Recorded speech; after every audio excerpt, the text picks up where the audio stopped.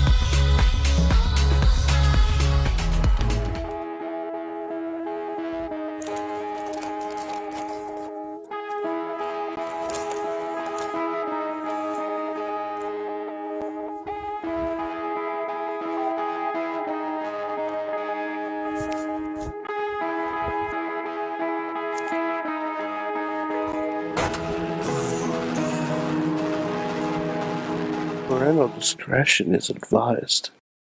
This show is brought to you by IndyWrestling.us and IndyWrestling.network for your independent wrestling entertainment. Slice on Broadway, supporting Pittsburgh podcasting with the perfect pepperoni pizza. Just Pro Wrestling News Podcast. No filler, no pop-ups. Production services by Sidekick Media Services. And listeners like you, supporting us at patreon.com/Wrestling Mayhem Show. Just wait, just wait, just wait, just wait, just wait. Wait for the perfect time, then attack. Don't give up what you want, take it back. Wait for the perfect. And it's the Wrestling Mayhem Show. Over 820 Tuesdays, we would talk about professionalized wrestling. I'm Mike Sorg at Sorgatron on the Twitter here in the Sorgatron Media Studios in Pittsburgh, Pennsylvania. We got a hell of a show for you tonight. We have first, Froy is the only Mayhemmer with a future endeavored letter from the WWE. That is real and framed somewhere. Is Mad Mike. I will bite your neck and throw a chair at you if you support me. No, wait. You'll throw a chair at them or for them? Yes, because I am a mystery.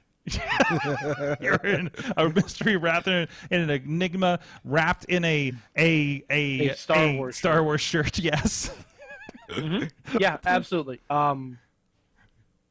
So Sorg, nothing happened in wrestling. Nothing happened in wrestling this weekend. Nothing. No. Not a damn not thing. at all. The news. Not one person didn't entirely potentially sink a whole company, did they? Oh man, boy did they try. But we will definitely get into that. We also have with us special guests. I'm trying to remember which name he's using this week. No, not. What did we just talk about? Not a constant debate. Fix your camera. There it is. Oh, perfect. Hey. Noir is with us today. Yeah, the constant debacle of my name. One word, just like Madonna. Absolutely. Which we just confirmed. Good, because I have to do show graphics tomorrow. Yes. And I was surprised by why he was announced that. I'm like, this doesn't match the graphic that we've been pushing. Yeah, it doesn't match anything at all. So if we've solved your identity crisis, we can talk about that a little later in the show, right? For sure. But of course, you were just coming off of a match with VCW, Victory Championship Wrestling. Yes. You were not in the bloody match. We'll talk about that. Yes. I'll pass on blood, please. And you were so you are involved in Rise Wrestling. That is a show coming up this week, September 10th. And I know there was some big news from a couple shows ago. No, that was last show, wasn't it? It's been the July show. We'll talk about your big victory there and what's going on there and what's in the future for maybe a certain grand champion down there. But this is the Wrestling Mayhem Show. Where are we talking about professionalized wrestling? Yeah, that's what we do around here. You can check out everything at WrestlingMayhemShow.com. He is up at that email address. Good time. Good times at WrestlingMayhemShow.com, 412-206-WMS0. And we did get an email, by the way, that I'll probably read a little bit later. Hey, the email still works, everyone. The email still works. Confirmed. Email us your thoughts about what potentially happened this week in wrestling. Yeah, can you paint a picture? If we start having, can we just have post-Scrum fanfic of, but not that kind of fanfic. I was more. No, exactly. That I was kind thinking of more fanfic. theater of the mind rather than include all of the biting. all of the biting. Every ounce of biting. There's your starting point. There's your starting point right there. Oh boy, we have a guest in the studio, and I realized I did not vet how much wrestling he actually watches before sitting in on this show. So none, like iffy. No? Oh, you're going to be so educated after this. If the conversation before the show wasn't education enough. Anyways, Noir, I keep looking at you, and without the face pun, I keep wanting to call you by your real name. This is messing with me so bad. Oh, sorry, you can never call me by my real name. No. I will actually do a moonsault over there. I just realized that is happening in my head, so I'm going to try to get in front of it. Anyways, let's get back to the Spoiler business at alert, hand. my real name isn't Mike. Exactly. Wait, what? No, I'm kidding. Yeah, I'm about to say you've been lying. I've been believing this lie for years, man. Next thing you know, next thing you're gonna tell me his name isn't Gannon Jones Jr. That's crazy. Cowpoke Paul madness. Lies. First name Cowpoke, last name Paul. Show me the birth certificate. That's right. Yeehaw! That's all it says on it. That's all it says. From Yeehaw, Minnesota. Chachi's in there and says Noir does the best promotion for IndyWrestling.us.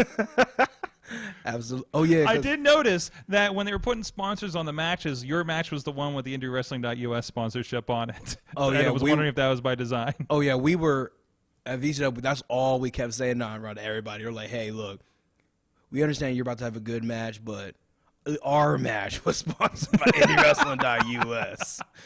anyways, my garage. Email address, phone number, yes. Social media, we're at Mayhem Show on Twitter. We've been a lot more active because we like wrestling on Monday nights now. And we have a great Facebook group where a lot of discussion is happening. Sometimes we share TikToks. We also have a Discord and Reddit if you want to hop in on the conversation over there. And, of course, we are live here every Tuesday at 9 p.m. Eastern Time on the Wrestling and Mayhem Show Facebook, on the Sorgatron Media Twitter, on the Mayhem Show YouTube. I did that in the wrong order. And the IndyWrestling.us YouTube and Twitch. We are taking a break from the Twitter streams because we were trying to figure out some audio issues that were happening around the spaces that we're trying to convert to. That should be coming back here in the near future, so please bear with us while we do work that out. Also, Yeah, suck it, spaces. Throw a chair at you. That's how I'm just going to threaten everyone today. This is the podcast that escalated quickly. What the fuck? Patreon.com/Wrestling Mayhem Show. Thank you to our Patreon supporters. Bo Diggity! Woo! As well as Ed Burke and Team Hammerfist and Bobby F.J. Town at the fan of the show level, at the Poppy Club level, on Dave Podner, at the Pizza Club level, Doc Remedy and The Riz of Riz Plays Games, and at the manager level, our friends Bradley and Mother of Dragons, Tina Keys. You guys can support the show, too, and have us say your name in strange and wonderful ways at patreon.com/Wrestling Mayhem Show. By the way, we did finally get those clips up this week. So if you want to know about Zeke in the pay window from a few weeks ago, I know I'm not doing that justice. And I think we had some extra clips with Joe Murphy meeting Dutters. That went up as well in this past week. So go, if you're a Patreon supporter, you can check out those clips, or you can join us for as little as $1 a month to support the show. I don't know why I'm going further. There's no more notes beyond this because we just talk about things. So there was some news from this weekend. There was some media news this weekend. There's unfortunately media news that overshadowed a wonderful pay-per-view that happened Sunday. Was it wonderful? Don't start with me, Mike. Don't start with me. I think some different decisions could have been made. Okay. And that's before the scrum. That's before the scrum. That's Yeah. Okay, there's that. So we kind of danced around it last night, but not really. So wait, what's happening in there? Let's just kick the door in and throw hands on this topic. You know? Oh my god! Oh my god! But this. Jeez. Who By was the way, yes. We mentioned it last night. Twitter has been on fire with this. Oh my god! It's been so. It's good. been even better today. I think I have two favorite comments. I'm going to say I forget who they were. I've probably retweeted both of them. One was they started calling this the gripe bomb, which I absolutely love, and I'm stealing that from now on. Mm-hmm.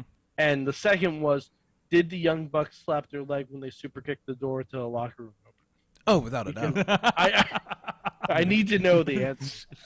Yeah, you really okay. So just to recap, if you have not been paying attention, hi, did you take a vacation out in a cabin in the woods for Labor Day to disconnect? And said, I'm not going to watch wrestling because it's been too toxic lately. There's no Twitter. It just I just want to just detach, read my comic books in a cabin in the woods that doesn't get possessed by demons, and I should cut my hand off and replace it with a chainsaw. As you should. And is not secretly run by some shadow government or organization that's betting on whether leprechauns or half shark men will kill you.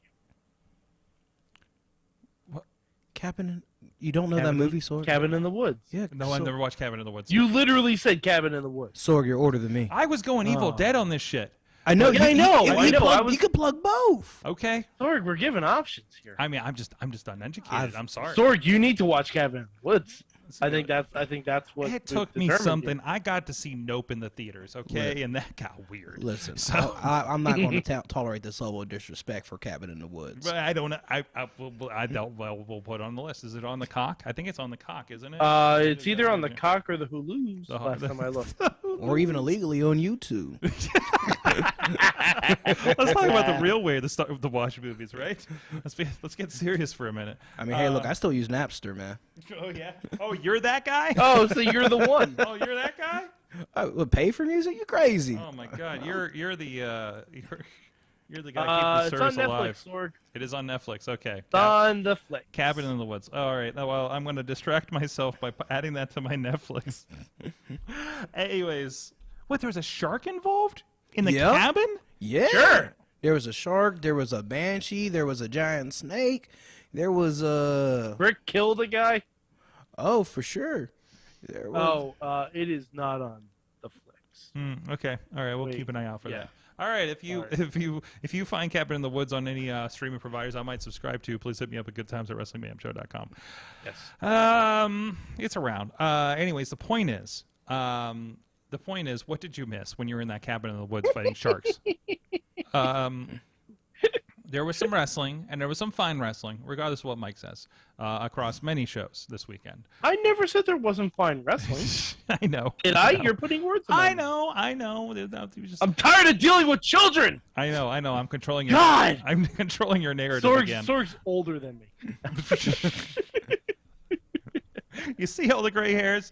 I didn't have them before I met Mad Mike. Oh, That is a lie. that's That is a That's lie. hurtful. That is a very lie. So, but anyways, what is people sending me pictures right now?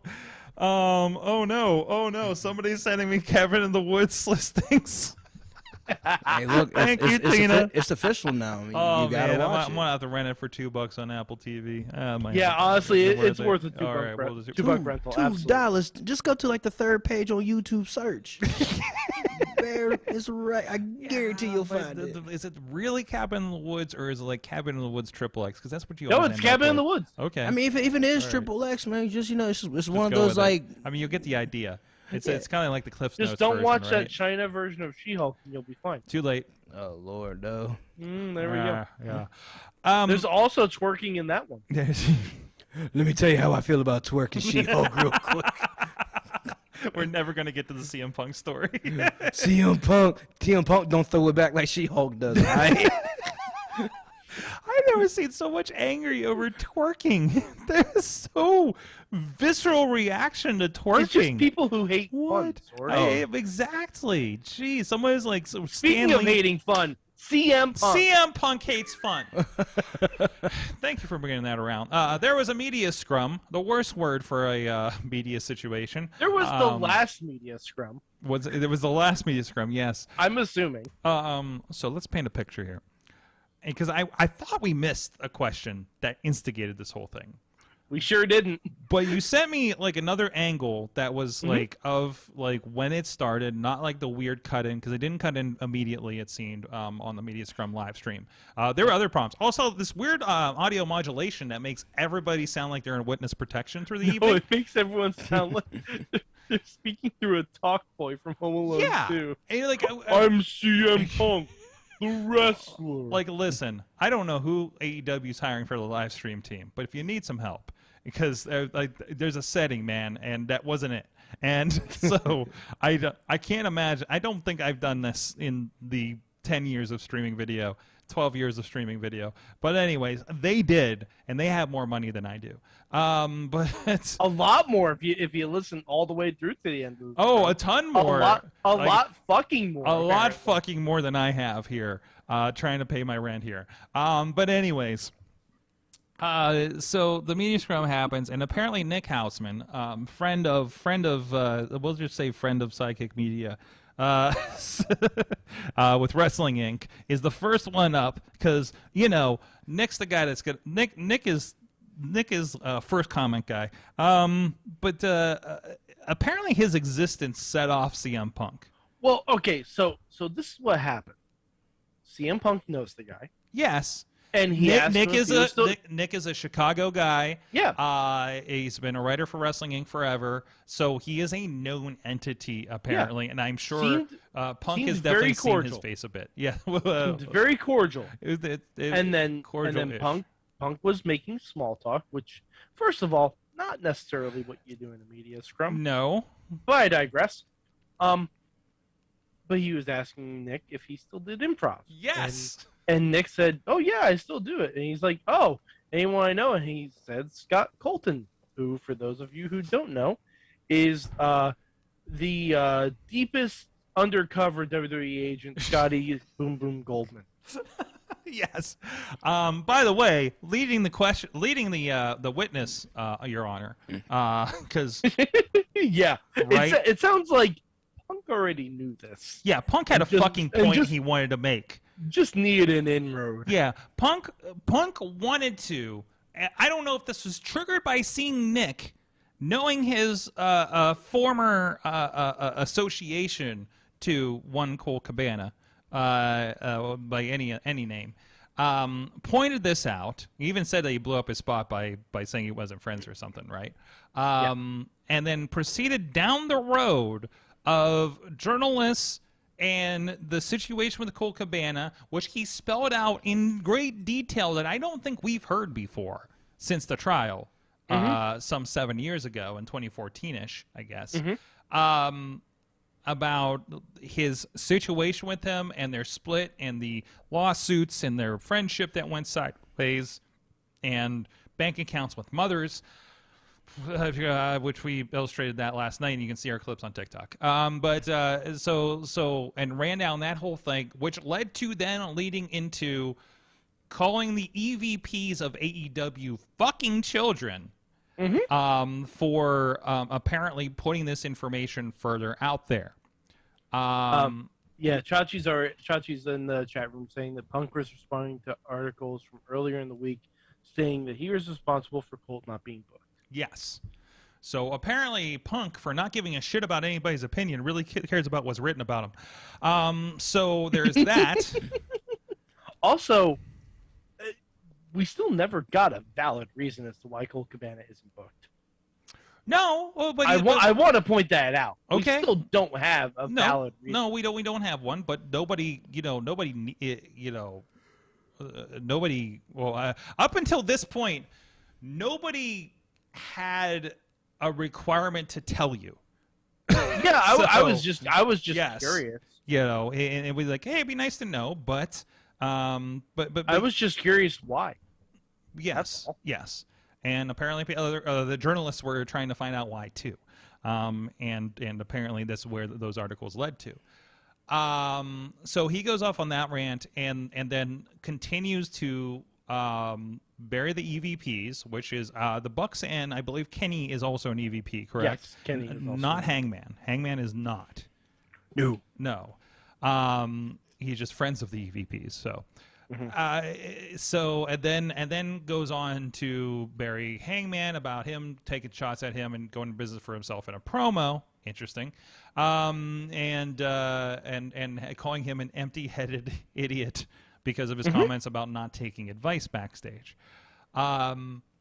This is a very strange thing to do out of the gate when you just won your championship back, coming back from injury in one of the largest gates in AEW history that you were partially responsible for. And one of the biggest names in your company returning from a 3-month hiatus after no one hearing or seeing from him. That should be the story. Mm-hmm. But no. No, he decides to do this. But really a coincidence. Colts and Dark Order's booking was on the decline around the time Punk came back. They kind of already, I don't know. I would look at that again. Colt had a match against Bryan Danielson. That is true. That is true. ain't on the decline. I'm sorry, that's not. Yeah. Like, so we have that situation. This has led to, and these are all, I want to call these relatively unconfirmed news items, because a lot of stories going out. So now the story, and BTE did come out today. People are making a thing about how BTE was not out yesterday. BTE had nothing on it. It was I never watch it. No. I never watch it. I watched it this week. I'm like, they may do something on it. They did absolutely. They did absolutely nothing. But I don't think they would. Given the they would. Okay, I don't think they will this week because I feel like everything was in the can that they would have needed. Sorg.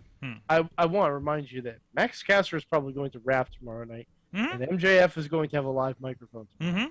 So, yep, it's gonna come up.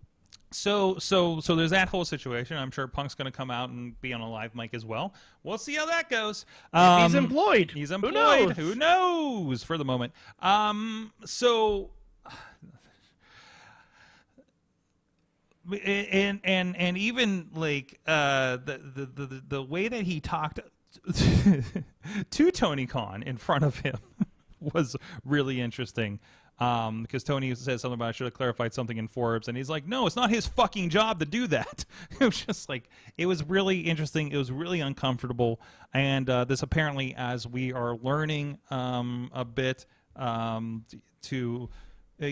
we're learning a bit about, there was an altercation apparently almost immediately after this involving Punk, Ace Steel, who apparently was watching the dog with his wife. If I recall, and with the said AVPs, watching the dog or becoming the dog? Maybe Kenny and the Bucks, which to some point stories are that Ace Steel hit Kenny with a chair, legit, and bit him. Okay, so that wasn't the story.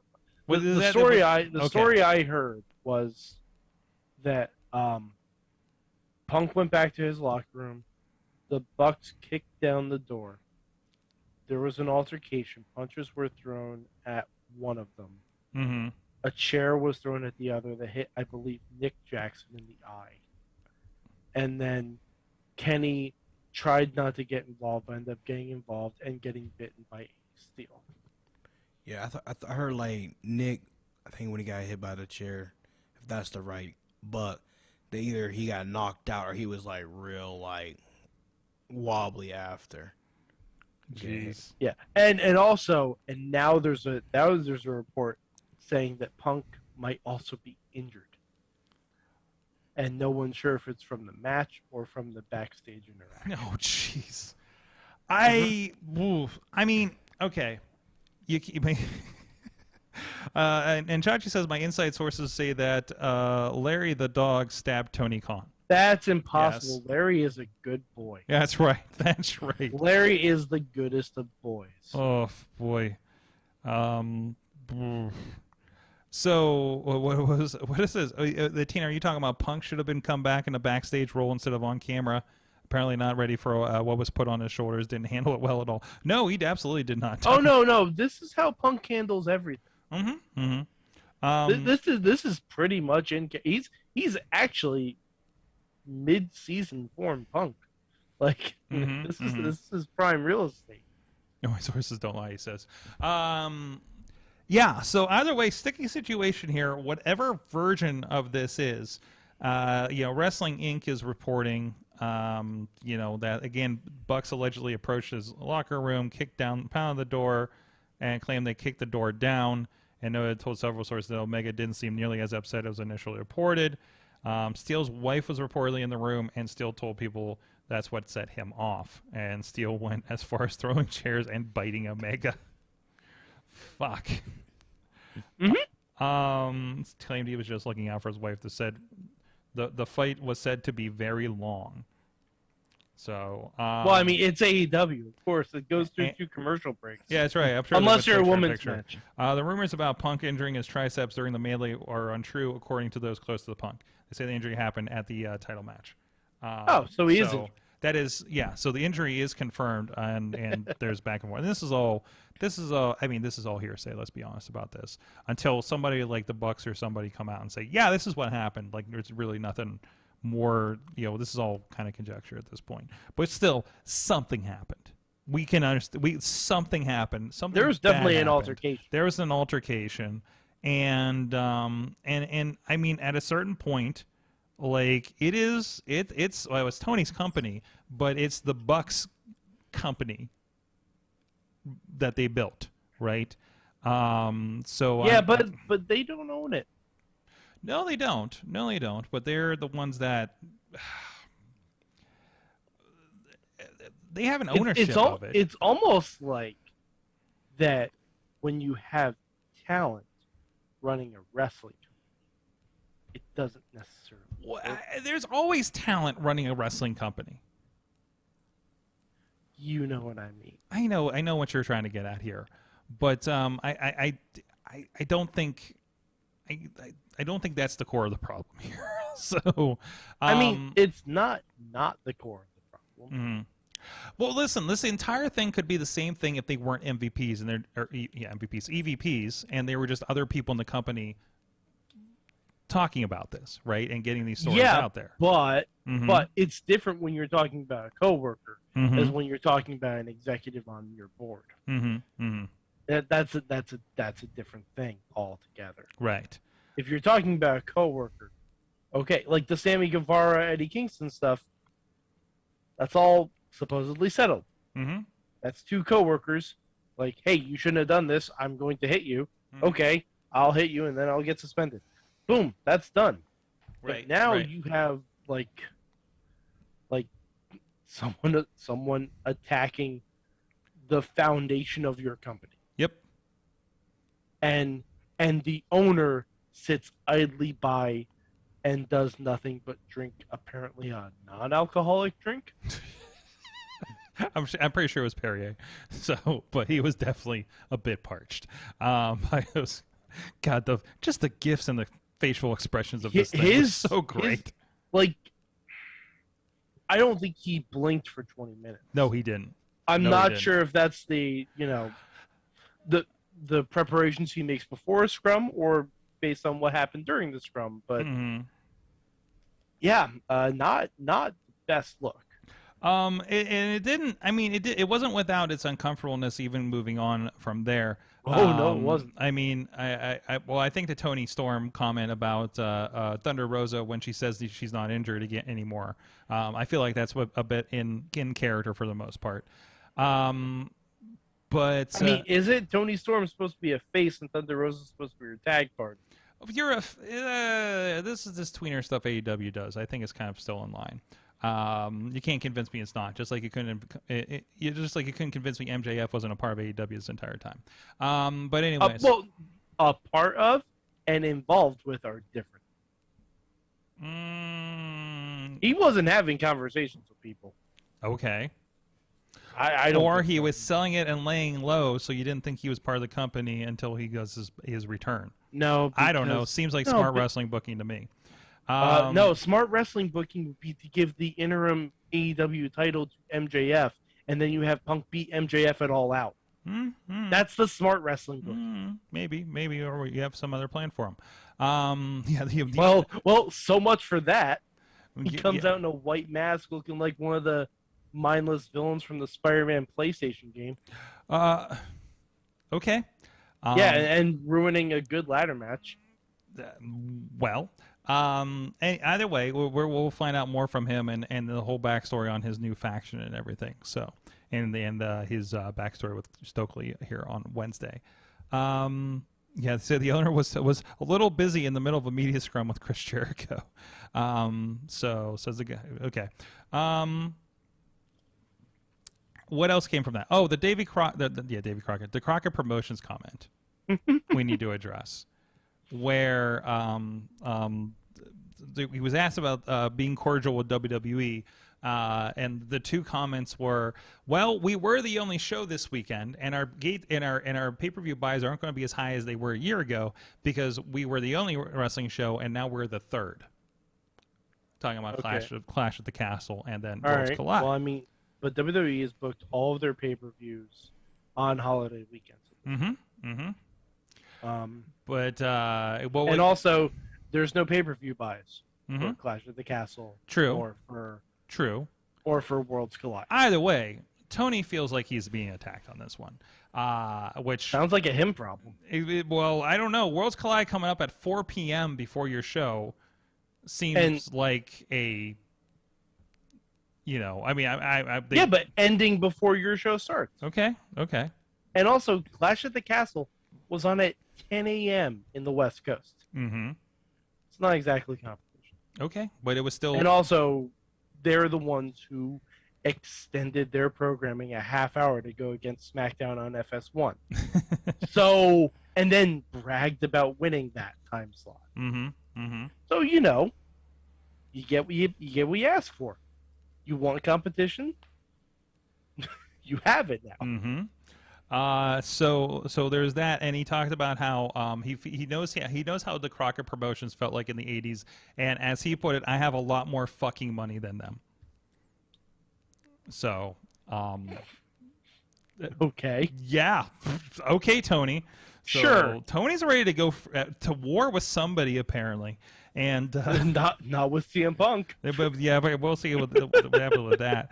Yeah, so. We'll see what the tone of the show is Wednesday night. I think that's all we can really expect out of this at this point. It's gonna be Max Caster already tweeted a GIF that he feverishly writing stuff. Yeah, exactly. He says that's shitting on a legacy, says Tina. I don't know. Noir, excuse me. What do you think about all this coming out? Honestly, it's like in wrestling, there's going to be problems backstage, a lot of, confrontations with people. Of course, you never want to see people fight backstage, but it's bound to happen. It's the nature of the beast, Really, we all, all the reports coming in and everything. I just say we have to wait, see what's we're not going to get a true. What happened is going to be like a bunch of he said, she said, but honestly, I really can't have it to too much opinion because I wasn't there. You can message, I think everyone has their connections inside. You don't want to be rude to ask somebody like, hey, I know you worked there, but what went down? And it's like, I just think it's like, it's crazy, of course. You're like, people competing with each other, fights backstage, everything going on. But, I guess, like, for me, it's like, hey, I wasn't there. All I can do is just and there's been a lot of, I've seen some tweets, like Frank Kazarian was like, I spent most of my career keeping my mouth shut, Yep. So there's I think there's a lot of that vibe going out, at least from the wrestling community, right? Yeah. Right now it's a lot of like, hey, I'm staying out of this one. Yeah, and also like, hey, the best thing is to keep your mouth shut in these situations, or to not bring these things up in public in this manner that it did, But that's been Punk's style. Yeah, because if you say like, "Hey, look, I'm with Punk on this," everyone in wrestling is going to out you for being on Punk's side. But if you're like, "Yo, I'm on the Buck side, on Omega side," everyone's like, "Yo, like other people who don't like that is going to out you," or you might be like. You're like, oh, this will never happen in WWE, or those people are going to out you, and vice versa. So, you can't take a side. You just, like you said, it's just better with one of the things to just sit down and just like watch it unveil, keep the opinions to yourself, and be like, man. It feels like if you are to believe the reports coming out, and again, I take all this with a grain of salt. This is all kind of. We're hot takes speculating. and speculation. We're speculating. We're having fun. Yes, exactly.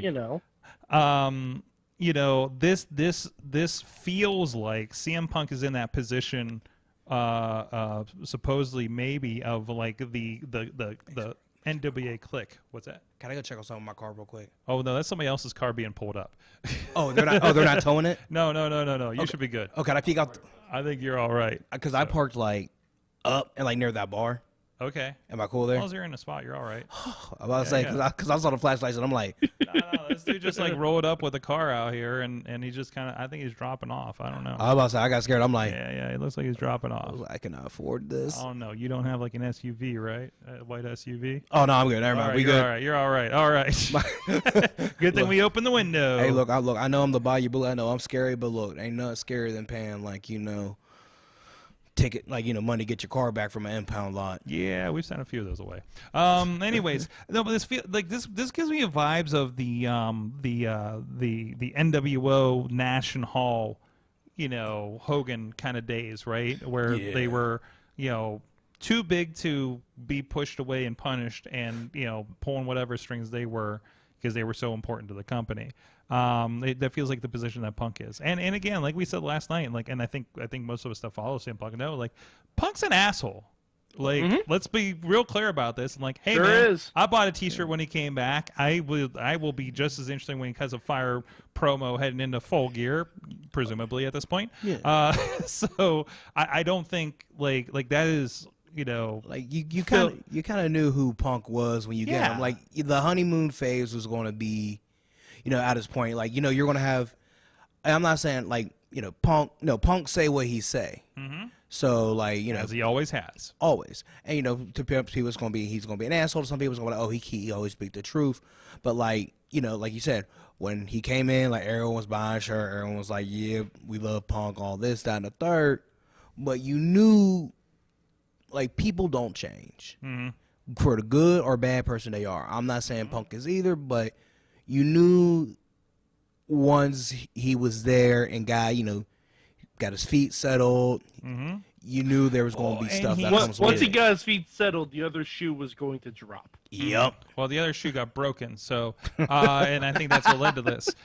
So he's coming off of a deflating injury, off of being on top of the world, and just had a grueling match. And who knows, maybe somebody said, maybe he's been reading the internet, leading into this and has it in the back of his mind. So he obviously has issues, or him and Hangman have had legit issues apparently. Yeah. So I think it all just kind of hit the head and timing. And I don't think it mattered. I think he was going to bring this up regardless. Oh yeah.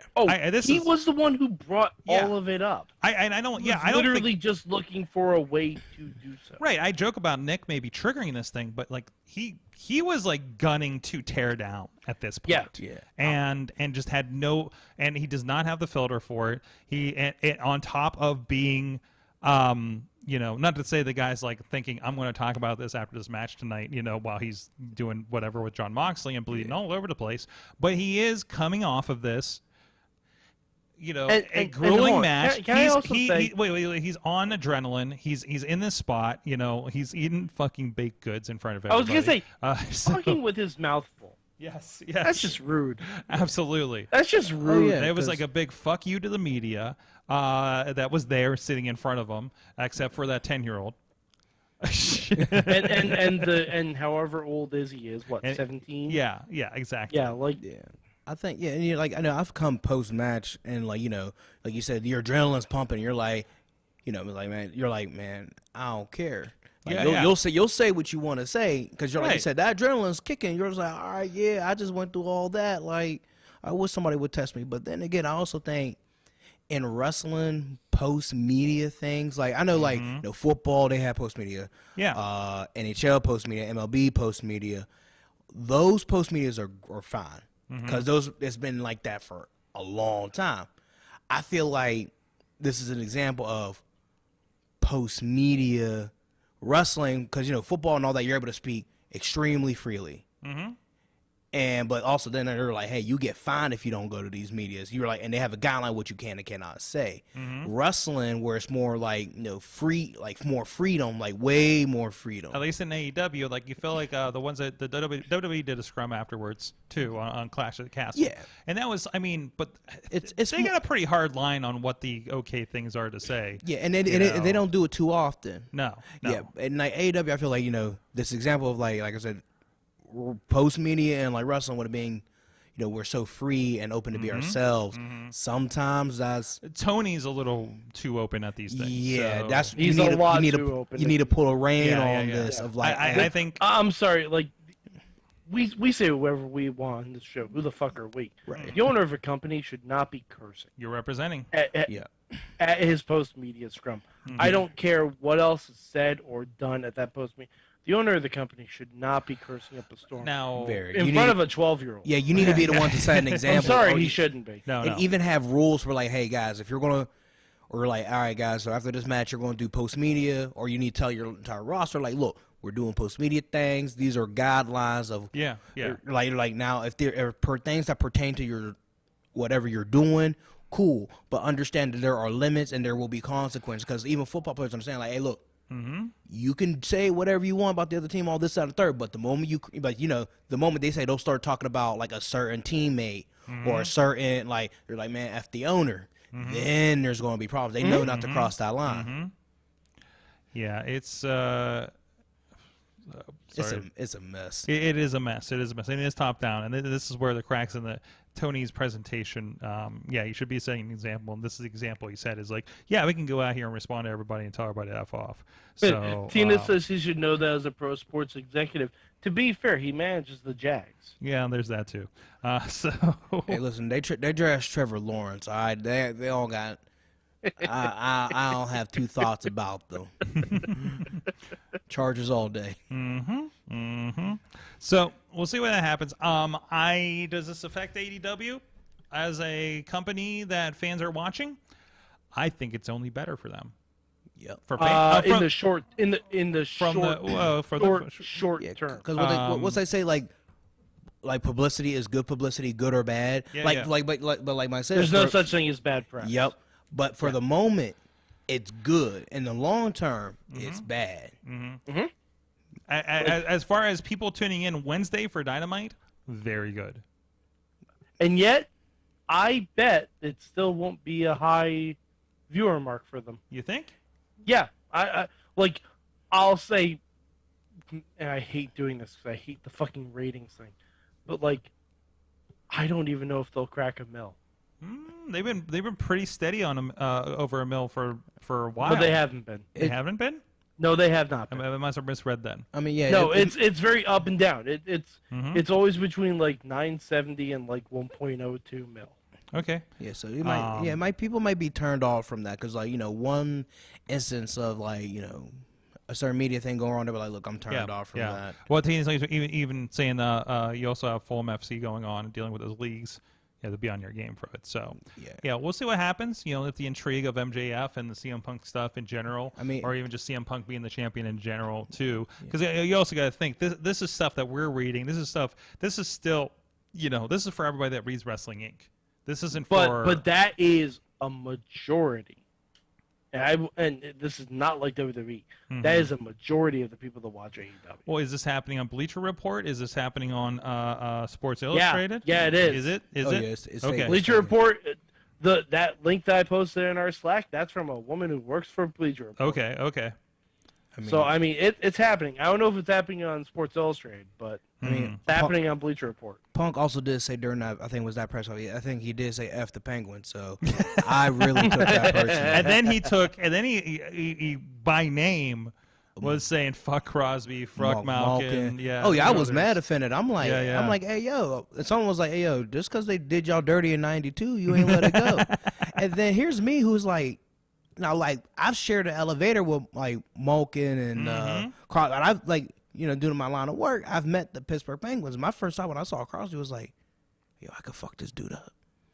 I'm like, I'm like, yo, I'm sitting there going, that's your first thought is I can fuck up Sidney Crosby? First thought when I saw him, I was like, yo, I could fuck him up. I could fuck him up, no problem. Now I'm thinking, my thought, I'm like, yo, no wonder he hasn't been in fights in the NHL. Then I'm like thinking about Punk. I'm like, yo, Punk could fuck up Sidney Crosby. He might just fuck up Sidney Crosby. Because when he said that, I was like, hey, yo, Punk is on to something. Well, this took a turn. That's smart.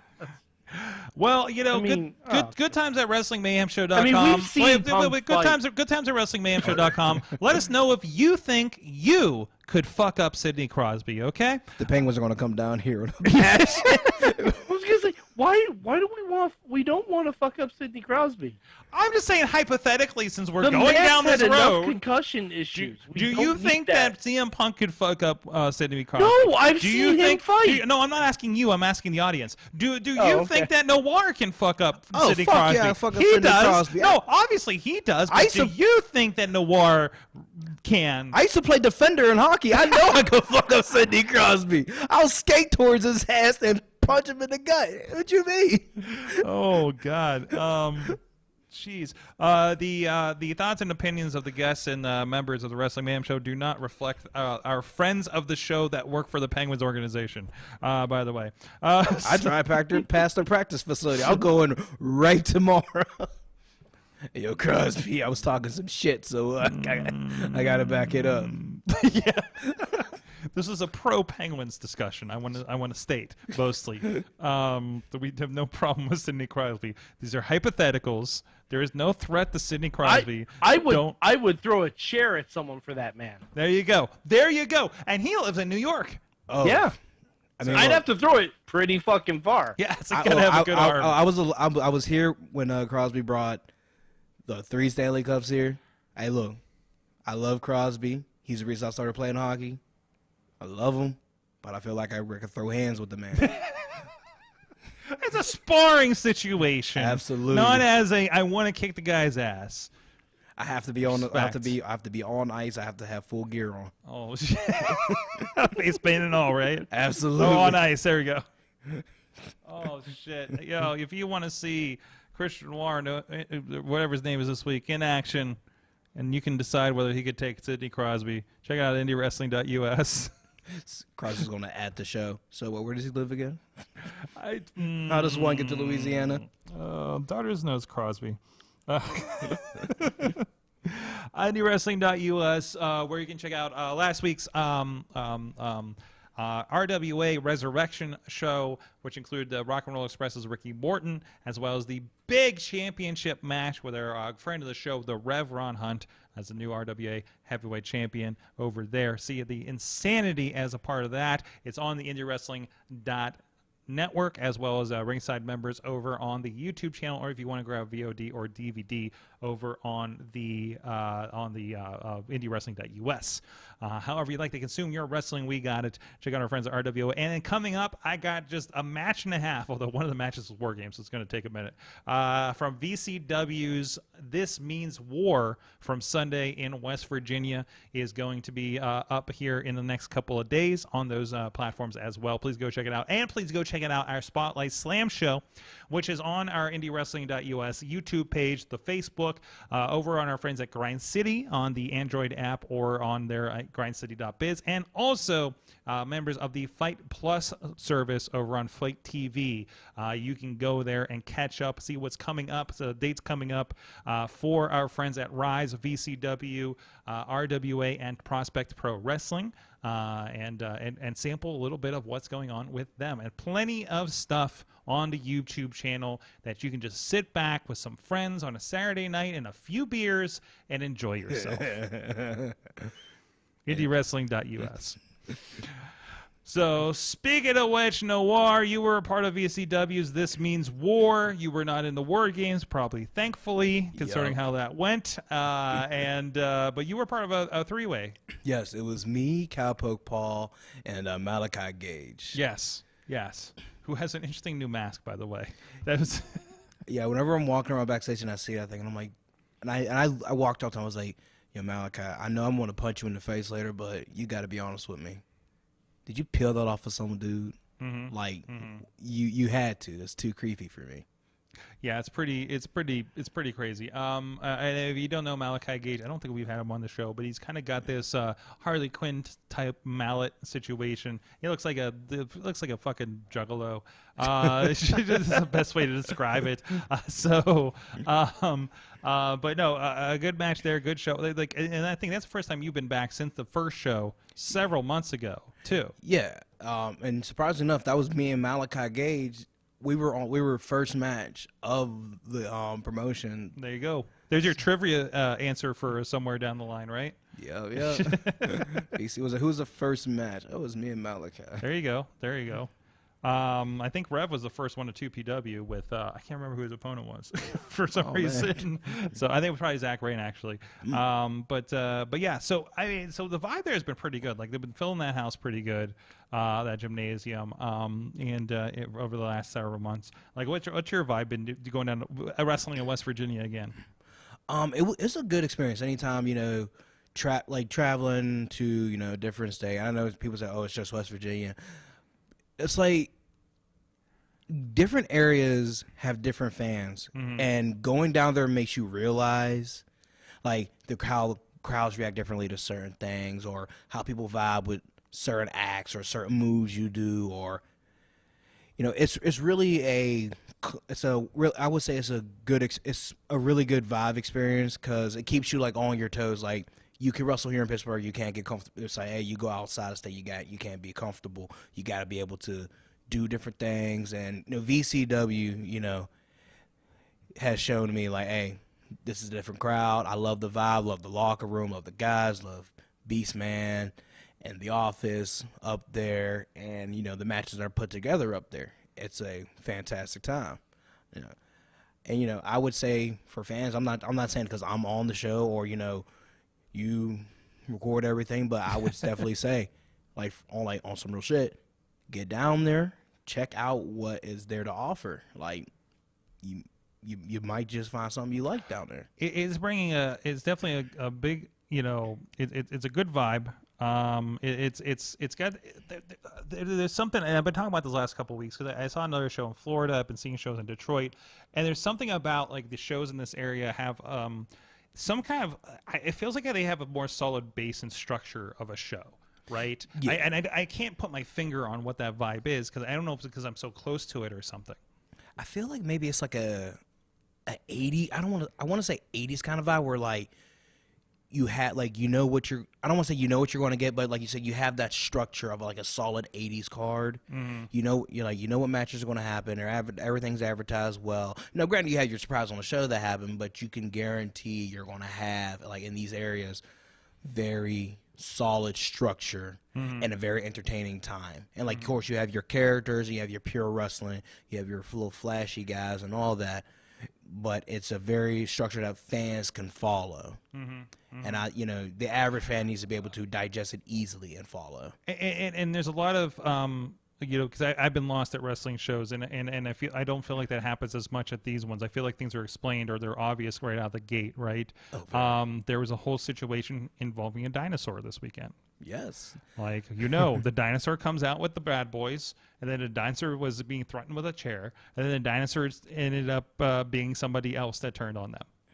Yes. It was just... There were two situations involving dinosaurs this weekend. What was the other one? Oh yes, Luchasaurus, yes. Well, this was, but Mike, this was a Dominik Mystero turn level disaster when it went down. It was a surprise. So it's like the dinosaur siding with the meteor. Yeah, I guess so. I can say that. Yeah, I agree with that statement. Okay. Like maybe we shouldn't exist. I'm working my head around that one. Anyways. So yeah, no, really good. And then the War Games, I know you probably saw some of it in the back, or at least the results of it in the back. Yes, I was every now and then I was peeping out through the back, like watching the match, and Sorg, God blessing on you for getting inside that thing and not it seemed like a good getting idea. messed up. Seemed like a good idea at the time. Yeah, but everyone in that match, they went hard. I'll give them 10,000 shades of credit. You know, everyone in that match, like gave it their all, like hanging on to that. Look at that cage. Look at that cage. It's so scary. Oh, you see the ratchet straps around.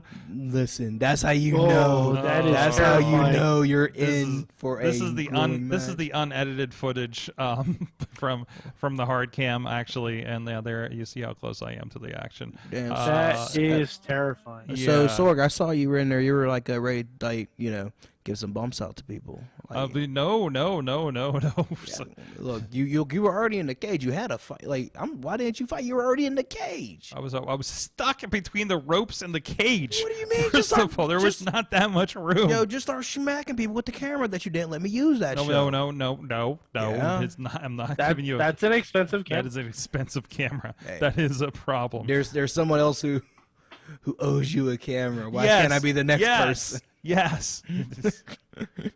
And I owe more on that camera than I did the first time it happened. So, but that's okay. He's unemployed now. But anyways,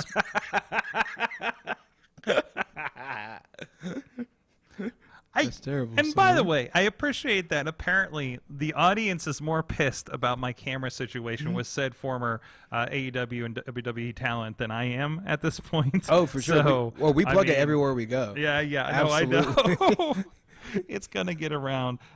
Get the blood out. Tide pen and cold water wash. Like, it's on my hiking shoes, so I'm not terribly worried about it. Listen, you need to frame. You need to frame that outfit and put it on the wall. What just my bloody pants? I already washed them, so I don't know if it came out, but Frame it. frame it. Put it on the wall. And we were like, I survived. I'll put them on the wall right next to the Johnny Gargano used camera from Resolution. See, it's so, perfect. Yeah, there you go. That's my wrestling trinket wall or something like that. So I think I got a piece of table from somewhere too, maybe the Gathering or something. So it's floating around somewhere.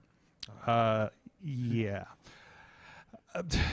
Rise Wrestling is this week. You had some news. I don't think we've had you on since you won the Rise Rumble in July. Yes, I did. I won the Rise Rumble. I beat 29 other people because, I whooped everybody's ass, even though I came in number like 29, but I whooped everybody's ass. Some fuzzy math, but okay. Hey, look, I whooped everyone's ass. I was the last one standing.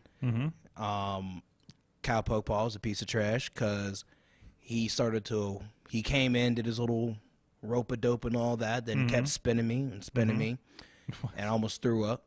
I hate Cowpoke Paul. Hope he get hit by a bus. Okay. It's okay. I think it might be a stagecoach for him. I was going to say, like maybe get a stampede or something. I think is that more appropriate? Oh, absolutely. I hope there's just a stampede of like wild buffalo that just trample him and then back up and do it again. But yeah, I don't think that's how buffalo work, but we can put in a. We can try. We used to know a guy on a buffalo. Oh God! Oh boy! Red Dead Redemption lies to me. There you go. Here's a little bit of the final minutes of the Rise Rumble. It's back when you still wore face paint. Yeah, I was. I don't know. Is it coming back? Is this face paint going away? Because you didn't wear it this weekend. Yes. Yeah, I was not wearing face paint this weekend. And there's that cowpoke Paul you were telling us about. Yeah. Absolute human garbage. There he is, eliminating people. See, I eliminated him because I'm the last one in there, so it all counts towards me. But yeah, winning the Rumble, it really was something special because that was the first Rumble at Rise Wrestling, and to stand there victorious right at the end, it's like You're like Hacksaw Jim Duggan in '88, absolutely right? Oh, for sure. Somebody go get me a 2x4. Here, take a kendo stick. Jeez. There you go. I'm not gonna reach it, but anyways. Yeah, but you the face. get the idea. Yeah, but the face paint. I didn't wear it this Sunday because honestly, I was ready to pack it in my bag later, do the whole ritual, but like I don't know, something in me was just like, hey yo, not this time. Mm-hmm. And I was just like, you know what? Sometimes you gotta listen to that voice. Mm-hmm. And I think this Sunday, it kind of shows like I don't know what it was, but I felt like there was a difference. Like no face paint. Like, sorry, you saw me do a dive. I don't dive. Yeah, that surprised me. That really surprised me. Like, yeah, I don't dive at all. Mm-hmm. And like I felt like I was doing like way more than I ever regularly do. Mm-hmm. So I don't know. It was just something I felt like it was a good decision at the time. There's a look usually from the Rise Rumble, and as you're facing off with, you're taking on Pretty Boy Smooth. So is this a little bit of becoming a little more serious since you got such a big challenge ahead of you? Oh, for sure. Like you can't sleep on what Pretty Boy has done. Mm-hmm. Everyone he's beat at Rise, and the things he's done like all over the area, even out of state, and like PB has a lot of accolades. Mm-hmm. PB is no joke. But at the same token, I'm no joke either. I understand PB is our champion. He's there for a reason. But here's my thing. PB wanted to be champion. I need to be champion. I needed to put the period, because everything Noir has done, it's been Noir's beat this person, Noir's beat this person, Noir's beat this person, Noir's done this, Noir's ruined this person's match. All my accomplishments have been nothing but commas. It's just a continuation. I need that championship to put a period to final statement. It's not the end of Noir, but it's to stamp that I am everything I have done. I am everything I lived up to be. Mm-hmm. And like I said, that's nothing taken away from PB.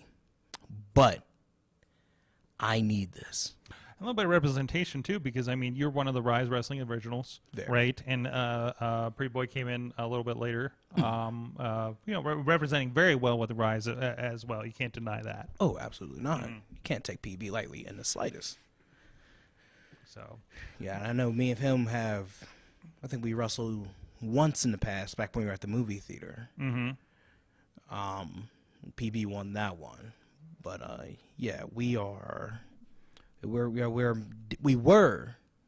destined to wrestle Saturday, but I feel it's not the right time. Mm-hmm. Rise has said, "Oh, you're wrestling PB." I'm like, no, Rise doesn't decide.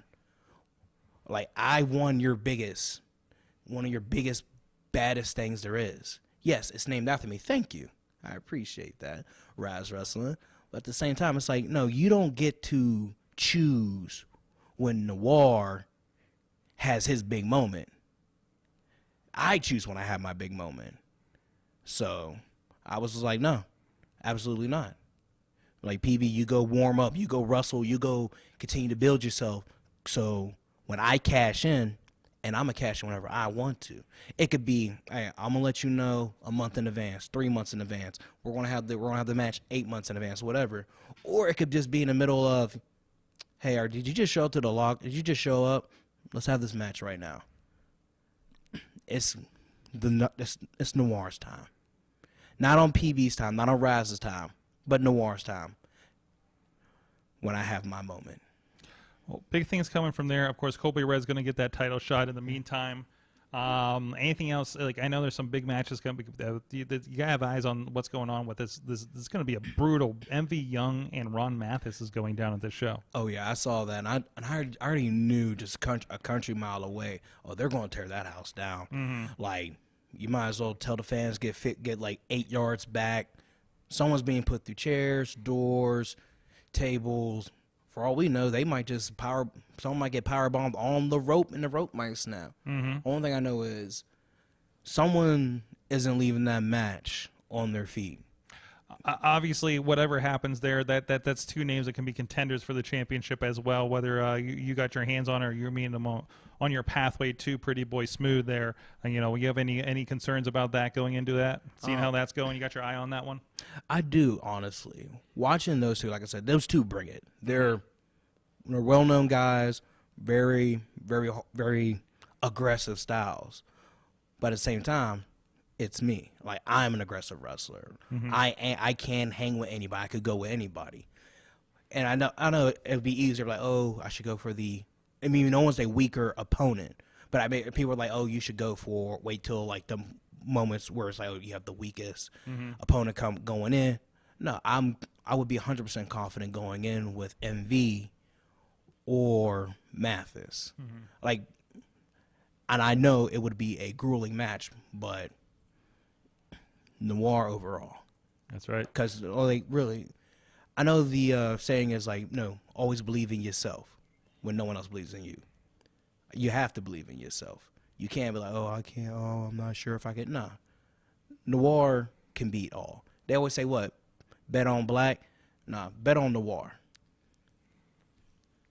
There you go. Go check it out. If you want to catch up again, check out Noir of his many names. IndyWrestling.us, especially with recently with VCW and Rise Wrestling.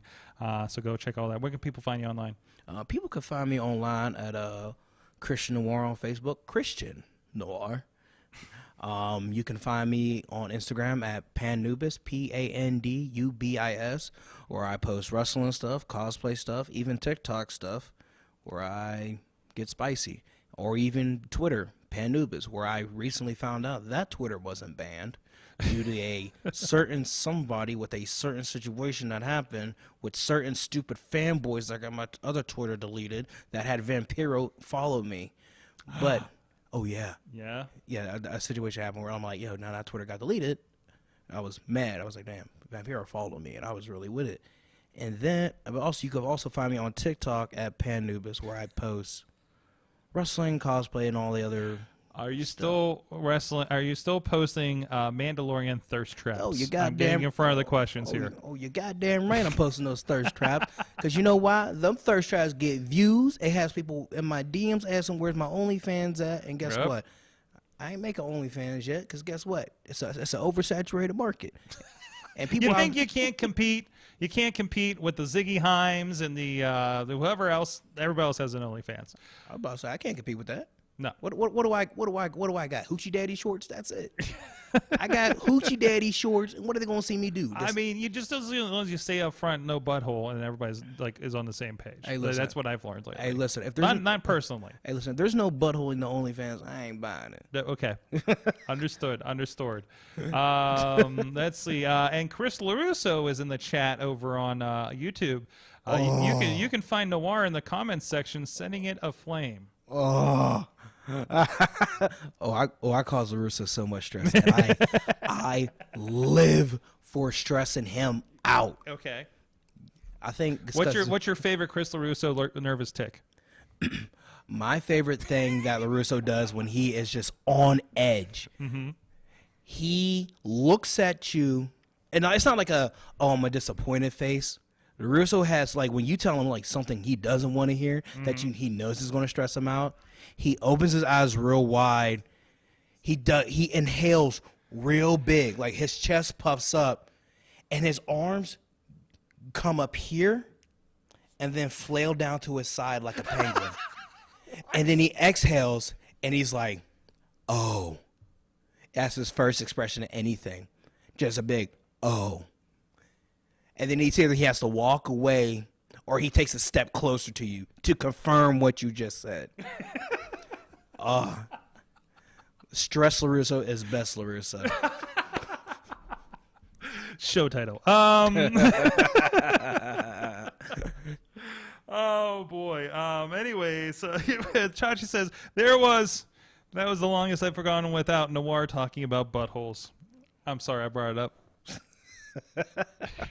Go to my OnlyFans, you'll see it. Well, anyways, until he gets his OnlyFans, please support our good friends that don't have, I don't know, there should be a pizza OnlyFans, right? New York City Stallions are made our friends at Slice on Broadway, helping to feed our guests here in the studio here through the night. Beachview, Carnegie, the East End, and the North Hills here in the Pittsburgh area. Go check them out, sliceonbroadway.com. We'll be back with a little bit more mayhem after this.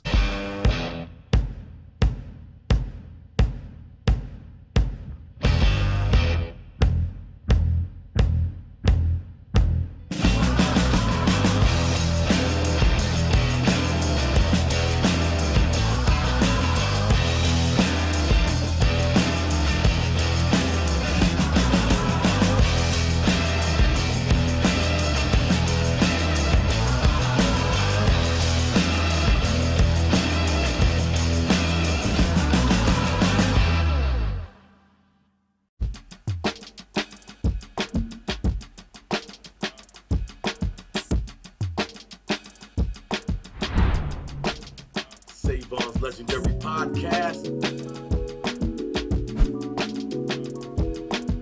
Watch out on the TV network on Roku. Grind City, and you know this, man.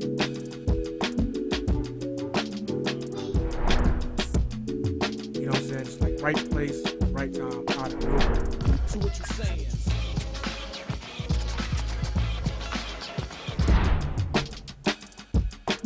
Former tag team partner coming to save. Tony Johnson, we saw him battle Edric earlier, but this is a 2-on-1 mugging.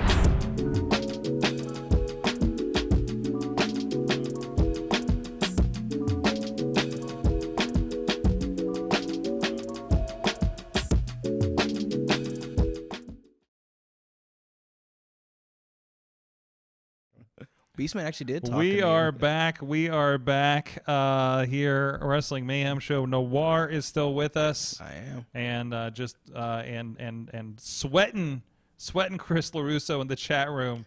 Noir loves to give me a stroke. I basically have to sit by the circuit breaker at the mall in case he gets a live mic. Oh. I know that vibe. I used to be really afraid to have you on the show. That's legit. We've talked about that. Oh yeah, but and yet Chris doesn't understand that. Like Chris, you think I'm just gonna wait? Is that the camera right there? Yeah, that's the camera. Oh, yeah, Chris, you think I'm just gonna grab the microphone and say how I really feel, and just look at you, and before I say it? Because I mean, if I did, Chris, guess what? I don't need a microphone so people can hear me. I can shout. I can shout louder than your intercom system, and I will say exactly how I feel about a lot of things. And I'll be like, yes. And when they say like, why did that happen? I'm like, hey, Larissa gave me the go ahead to say that. Hey Noir, you still do improv? Chris, did you think Noir was gonna drop a gripe bomb? I'm gonna start chucking chairs at How channel. many times you been on this show? How many times you been on this show? I would say maybe like 5-6 times. Okay, and you were one of them that I sweated, like almost like probably at least the first 3 times, like the most, right? I remember Sword gave me a warning. Yes, I think I did. I mean, I could be professional. Because like we haven't met. No.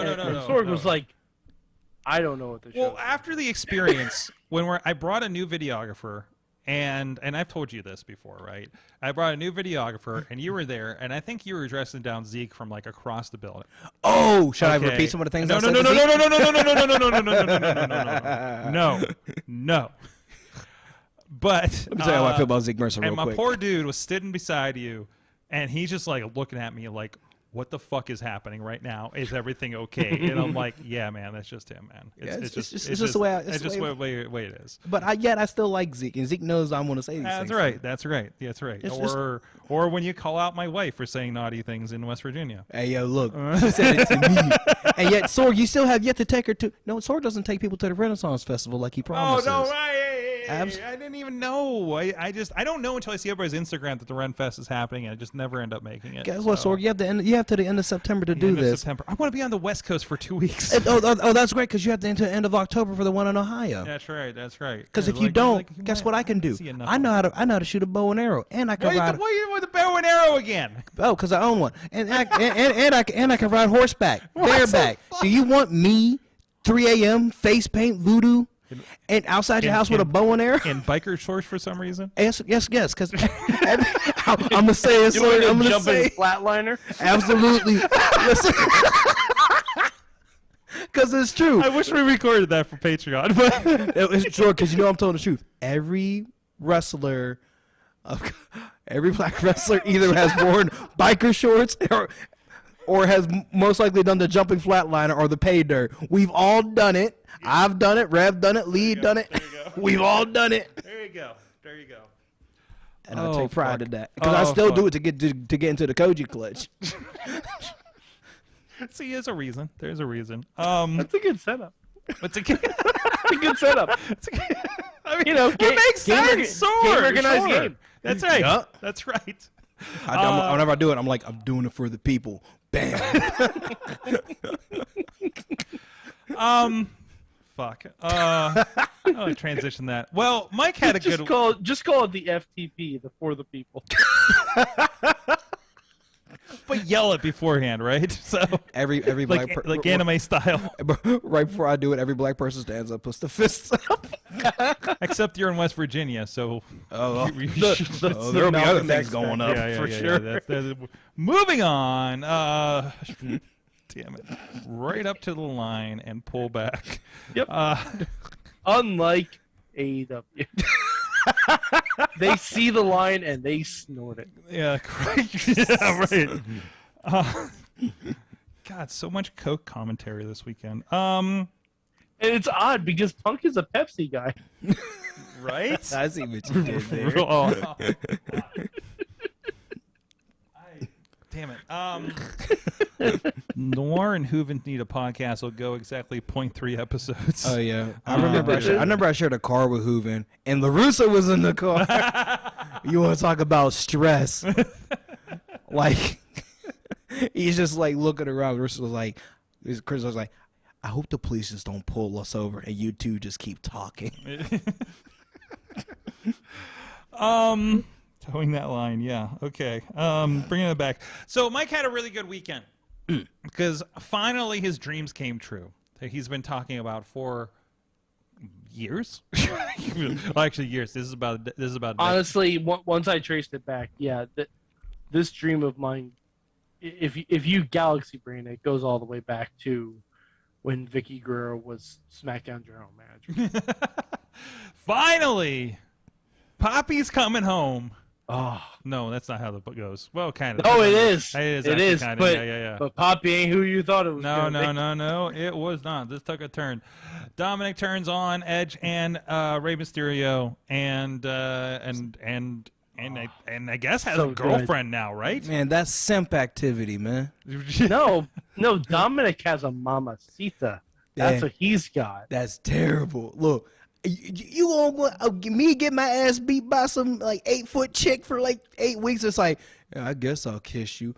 Like you like really? I was like, I've never been beaten into submission, but like, look, I get it. Sometimes we want a bigger woman to toss us around and all that, but like, to whoop your dad's ass for the sake of like 8-foot Australian goth mommy? I don't think so, son. Run back exactly what you just said and think on it just real quick. I don't need to think on it. I don't need to think on it. Because I mean, listen, it ain't a bad option. It is a bad option. That's simp activity. What is Dominik's dad done for him anyway? I love the quotations on that. Because in canon, Eddie is his father. Right. In canon. I mean, look, he paid for that mullet he rocking, all right? Yeah. That's what he paid. That's what he's done, all right? You know, it's funny. We all thought he was setting up for the Eddie Guerrero mullet. He was really setting up for the Judgment Day slick back haircut. Hey, yo. Yeah? When I saw him walk, that's what he was really setting up for. Yeah, when I saw him walk out wearing that, like, that all black, and I was like, man, you looked a whole lot relaxed. I was like, you look like you're not scared to get your ass hit no more.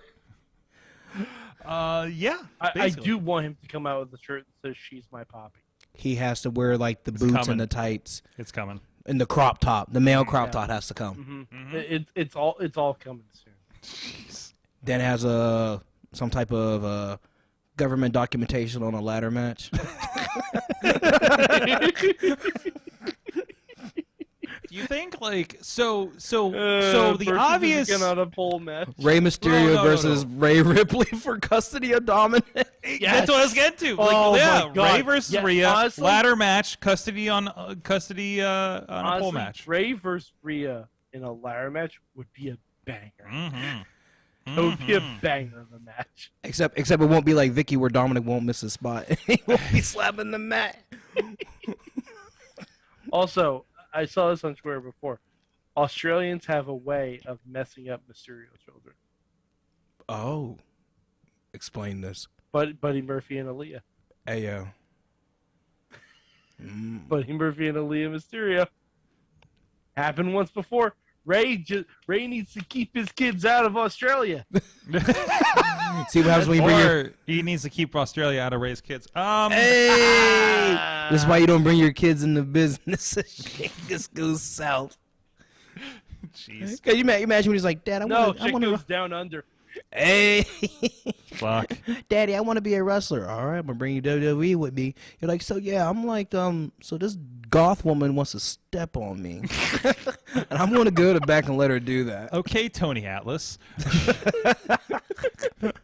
Okay, everyone watching She-Hulk.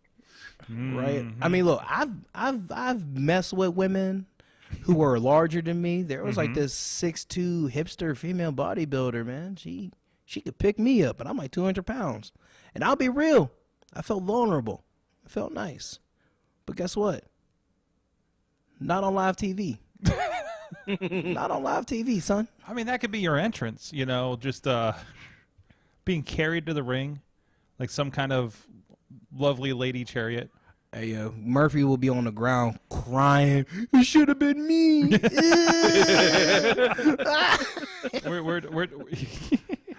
We're talking Joe Murphy and not Buddy Murphy, right? I mean, I guess you could kind of help out. Could be either. Either one. Hey, Yeah, either why one. not Could both be of them at either. the same time?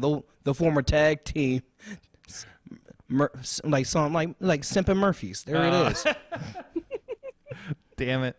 There was a AEW pay-per-view, I guess, sure this was. weekend. Mike watched it. I got liked to it. see it, Mike. I enjoyed it. I again, top matches. I think their trios matches, I think all of them were pretty great.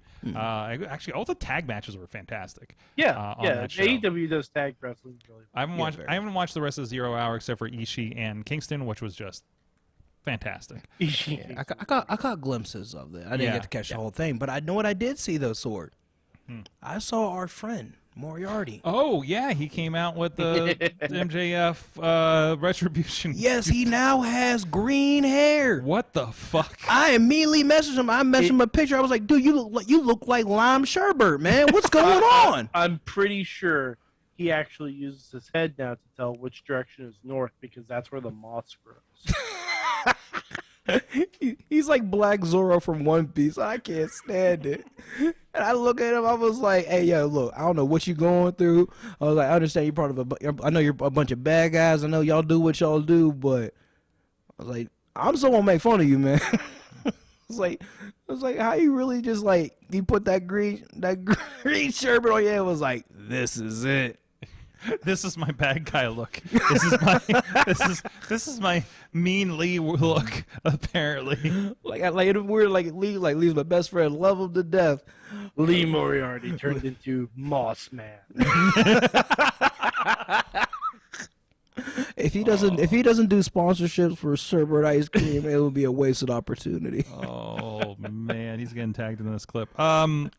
Hey, like, look, man, I know you out here with your contract. You're happy living your dreams, but the hood will never forget. The hood will remind you forever. Sherbet Moriarty. Moriarty.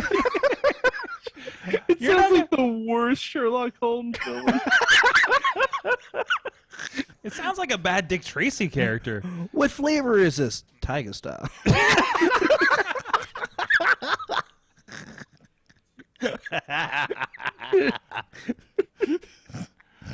Oh boy. Oh, jeez. We love you, Lee. I don't. No, I'm happy he's with Stokely. I think that's a yes. good pairing. Fantastic. I think that's a good pairing. Like, if this is- they actually get TV time, I think it'll be a very good pairing. And well, they're going to be MJF's faction, right? And there's a lot of them. I mean, what is this? We're looking at Lee. We're looking at the Guns. We're looking at Morrissey. So we got a heavy. We got a Wardlow replacement. And All Ego Ethan Page too. Ethan Page is in there. Okay. Like this. I mean, it's Pinnacle 3.0. It's and it makes a lot of sense. And all those guys are probably going to be surrounding them on Wednesday night. And we'll get a little bit more out of that. You know, we don't need Stokely to talk. That's for damn sure. In this situation, Yes, the hell I we mean, do. we want it, but it's not necessary. But is what I'm saying for what's happening here. But no, I'm looking forward to that. I mean, AEW loves their factions, and this is the next one. So we'll see where that rolls. So I'm looking forward. I'm glad that MJF was back in the mix, wherever this may lead. I mean, the obvious way, you know, not obvious after the scrum, but you know, ideally, but no. You know what I'd like to see, and I don't think it's going to happen. I'd like to see all the guys that interfered in the ladder match in a tag team match against all the guys that were in the ladder match. That could be a nice revenge match. Like, it won't happen because there were like 3 teams in that ladder match. But even you got like a nice 8-man out of that, right? Oh, it doesn't have to be everybody. So if you get the 8-man or however many people, the waterfall ending would be sick for that. Just Lucha Bros and Claudio and the club. Claudio, it was just Lucha Bros and Claudio. Let's just go with that. Sure. So, holy shit. But you know that I think that'd be great. So, yeah. But, all right, and I'm guessing this could be controversial. What you? Yeah, I know, right? The Elite should not have been the first trios champions. I feel, you know what, I will say that because I feel like I feel like if I say people gonna look at me some type of way, but I don't really care. Maybe. Like if you're like real high up in like a company or whatnot and all that, to be the first champion, like me personally, I don't care. But you know, you're gonna have those people who are gonna be like, hey yo, really, you're the first ones? Yeah, like shocker. The Dark Order needed a win. Mm-hmm. The Dark Order has needed a win since Brody passed away, unfortunately. Mm-hmm. And this was a perfect opportunity to do it. Mm-hmm.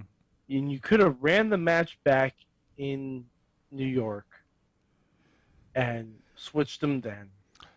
But it just seems disingenuous to like because when the trios titles were introduced, everyone was like, "Oh, it's gonna be the Young Bucks and someone." So everyone said, but like they have so many trios there. They have so many trios, and like you could have given that spot to someone else. Yeah, because they were like really, you gotta spread the love at some point. Yeah, because they were really building up like a bunch of their trios teams. Mm-hmm. They were like, because remember they had like the Lucha Bros and Pac, and they were, you know, then you had the Gun. Yeah, you got Death Triangle. You got House of Black. You have Best Friends. Like Gun Club even was in there. Gun Club, like or the Acclaimed and Billy Gunn. Yeah. Mm-hmm. You know, you just call them Scissor Me Daddy Ass. Well, I mean, like, they're still around, and they're still going to be in the mix. But Sorg, the Bucks and Kenny didn't need that. No. Well, they didn't need the distinction of being the first because you knew they were going to win it eventually. Yeah, because I think it's to a point where like you know they don't need belts, and this is one thing I've learned. Like you don't need belts to solidify how good you are, or any of that. And like you could, I feel like if you're never doing it, you could have got them the belts like down the line, maybe even second in line or whatever. But you that good like, all right, look, they're not going to come straight to us. The other people get the belts, whatever, they feud, whatever. And then maybe the other dudes get the belts, and then they ride for a couple months, whatever. Then someone else takes it off of them. As long as you're not the first to like slap it in the face, like, oh yeah, we're here, we have it, we're in charge. Like, sometimes the obvious choice doesn't need to be the choice, if that makes sense. And especially, you had such a good story with Hangman teaming with the Dark Order. Oh like man, that's a good story. Oh, it was good his ass whole story. Oh yeah, his whole redemption story. Like me personally, I know people will probably look at me crazy. I'm not a fan of AEW. I'm just not. But one thing that did get me, because someone told me, it's like, look, it's all about long-term storytelling, and I was like, I'm not with that. I don't got all day. But the Dark Order was a long-term, like Dark Order with Paige was a good long-term story, and like you said, it could have ended with a good trios, like with winning it. But why they didn't go with it is, I don't book. I just show up and wrestle. It's not your job. Nope. Your job is to show up, make LaRusso sweat, move on. Oh, absolutely. Absolutely. So, anything else from the show you want to bring up? The tag title match was really good. Oh yeah. With the Acclaimed and made the Acclaim. Yeah. And they're definitely going to do some more with that. I saw a lot of people online saying this. They should have called an audible and put it on the Acclaimed. I don't think that's true. No, let's throw an audible and scrap whatever we had planned for the next several weeks. You know what I mean? Honestly, I'm still gonna say this. I said this before the show. I'm saying it definitely after the show. Moxley should have beat Punk. Hmm? He should have. Yeah, you know, Because so like they didn't even play up the foot. Yeah. So we can build, you know, that young upstart Moxley. So we can build that even younger upstart Punk? Yes, absolutely. Yes, absolutely. So, I mean, obviously we're leaning towards the money match. We're probably going to have this pay-per-view if things can get sidetracked. I think we're going to have it before then. Yeah, well, but there could be a Grand Slam. It could absolutely be a Grand Slam match. So, no, I can definitely see that going on. So the next pay-per-view is late November, so we only have about just over 2 months until that happens. Yeah. So, hey, I want to bring up this. Wife of the show actually sent me this during the show. One of the funniest moments of Clash at the Castle was Finn Balor getting thrown into the crowd and his mom and dad laughing at him. That sounds about right. That sounds about right. Yes, it was good. And then Finn Balor laughed at a son and his father later in the match. Yes. I still need that image as a T-shirt. It's all Dutch door action. What? I think that. Can we say that? Yeah. Do I have to look that up? No. It swings both ways. Just say it, Sorg. Moving on. All right, guys. Chat room. What have you learned from wrestling this week? I think we all learned something from a media scrum. Or a media scrum. What did you learn from a media scrum? I think we learned nothing from that. We learned what not to do. Yeah. In front of the media. Absolutely. In that, and how not to represent a company. Things learn what not to say. And what not to do. Yes, exactly. So, anywho, so Mad Mike, what'd you learn this week? I learned that if we were ever to host a WrestleMania on the moon, the first match should be Carmelo Hayes versus Ricochet. On the moon. On the moon. Is it hosted? Is it hosted by Cameron Grimes? No. He just sponsors the travel. Oh, gotcha. To the moon. Gotcha. But seriously, the Carmelo Hayes Ricochet match from Worlds Collide. Mm-hmm. Ooh boy. Ooh brother. That was. Dude, do you see? You know what I'm talking about when they said they reenacted like. Well, I guess Matrix was what they reenacted there. Yeah. Yes. They both went for springboard cutters from across the ring at the same time and collapsed into each other. Absolutely ridiculous. That's what I'm saying. Like, jeez. If there's a match on the moon where there's less gravity, they need to have the first match because they will be able to hit 5 counters on each other before they hit the ground. Absolutely. I learned that next time that I do a War Games match or anything involving a cage and the Beast Man, start bumping people. No, I'm going to wear a poncho. I'm going to be like in the front row at SeaWorld wearing a poncho. Okay? I mean, they should sell VCW ponchos when they do War Games. So, that's what I learned. And we'll see if that came out of my shorts. Noir, what'd you learn from wrestling this week? What I've learned this week, don't be afraid. That's the main thing I learned. Don't be afraid. Whether it's either standing up for yourself or trying new things or to really, push that limit, don't be afraid because, you'd rather say, hey, I tried rather than, I didn't try. Don't be afraid. I feel like you're about to roll into some Oasis right there. I mean, I could be a deep guest. Or you only do that if you lose in front of your home country. Oh, gotcha. And now Wonderwall. Tina learned that sometimes it's best not to be in the room where it happened, as in the media scrum. The partner says, "Be an adult and professional." What on this show? Oh, I also learned that WWE got a new camera, and they found a new camera angle, and they found a fun way to date. Oh, the Dexter Loomis shot! The Dexter Loomis shot. Oh my like gosh. I know we talked about it last night too, but good word. What a fun camera angle. Oh my, that was great. Imagine if he would have got out on the wrong side of the ring.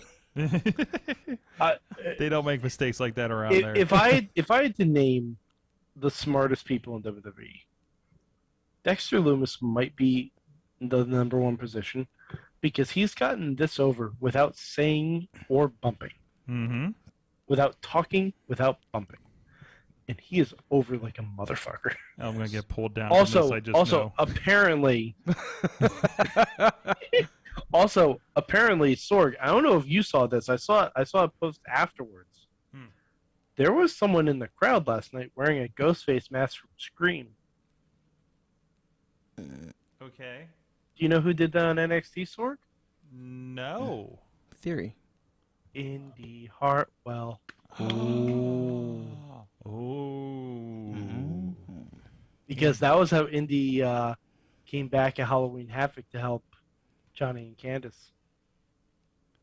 I'm telling you, if we eventually get to a point where Miz, Ciampa, and Maurice surround Dexter Lumis, there might be a Ghostface in the future. I'm telling you, I don't know if I can guarantee this, but I'd like to guarantee it. Oh shit, Sorg. Halloween's on a Monday this year, Sorg. Yes. Oh, so I'm predicting the Halloween Raw. We will see Index versus Miz and Maurice hosted by Dexter in a haunted house match. I'm predicting it. I'm predicting it now. I'm more manifesting it so that it comes true. We have about a month and a half to build this. Put it out there. Put it on the Twitter or whatever other contacts you have out there. Tag the WWE. Make it happen. Oh boy. Jeez. Noir, thank you for joining us. Oh, thank you for having me. It's always a pleasure being here. Thank you, Sorg. And for everything you do. Thank you. And for the fact that your crew is scared to eat my cookies. What? Oh yeah, I heard about that. Did I eat the cookie? Was I there? No, I was not there. No, it was at a Raj. You know what? That is not a. So we had Emily Fear on, and she had a cookie table at the MV Young Backyard Barbecue show, and she had trouble people eating her cookies too. So this is not just a you thing. This is a. Oh, did you show up with cookies at a wrestling show? I showed up with a box. I showed up with a box of Oakmont Bakery cookies. Yes. To the show. And first off, Oakmont Bakery, for everyone who lives in Pittsburgh, is the ish. Oakmont Bakery is the ish. I went and got. Not a sponsor. Guess what? Oakmont Bakery. I tagged them in the gym selfie, saying that I didn't start Oakmont Bakery, but I look at all this cake. They heart reacted to it. And they posted a gift comment clapping. So Oakmont Bakery approves of this ass. So I brought them Oakmont Bakery for the entire crew. And, I went back after, I'm that kind of person. I'm going to check, make sure you ate some of it. There was like one cookie like somewhat eaten. I was like, you ungrateful little bitches. Why ain't y'all eat these cookies? And then apparently they're just like, hey, look, we heard about you. We're kind of nervous to eat these cookies. And I was like, what? Nervous? Heard about me? I was like, what have I've never spiked someone's food or anything. I was like, you think because I paint my face in Drew Black, you think I'm out here to kill people with top quality bakery cookies? Shame. And they call me a bad guy. I don't think so. I know the real villains here are people who don't have trust. Well, Chachi and Rob and Dutters? Is that the problem? That's the problem. That's the problem. There's a problem in wrestling today. There's no trust. That's right. I do one nice thing and everyone thinks I want to kill them. I've watched you hang people. I'll do it again. I'll make another news and I'll do it again. Meg was doing it too. I gave her the news too. We'll both do it. Maybe when y'all hang in there, y'all eat the cookies. Mike, your response. Eat the cookies, Mike. I I'm more of a chocolate chip guy myself. It was. I don't know. That's the exact kind I got. That's the exact kind I Oh, got. all right. Well, then I'm screwed. Yep, there you go. Because I'd eat the whole damn thing. There you go. See, Mike There you go. appreciates me. Mike appreciates you. Yes, absolutely. Mayhem Show, thank you so much. Again, check out Rise Wrestling this weekend, September 10th in Baldwin. If you're in the Pittsburgh area, it's real close. It's really cool when there's wrestling in town like this. And, of course, Victory Championship Wrestling. Check out the back catalog there on the IndyWrestling.us channels. And, of course, the new one will be up in mere days. Give me 48 hours on all platforms. So check that out this week as well. It is one of the better. It's one of the best wrestling shows that we've shot here in the area. So go check it out. I mean, all the guys are great. All these shows are great, and that was the pinnacle of a brand new Fed that's been around for what, 6 months? 6 months, like what, 4 shows? And again, follow Noir because you never know what's going to come up. There you go. Thank you, guys. We'll see you guys next time. Mayhem out. Just wait, just wait, just wait, just wait. Wait for the perfect time, then attack. Don't give up what you want, take it back. Wait for the perfect time, then attack. This show is a member of the Sorgatron Media Podcast Network. Find out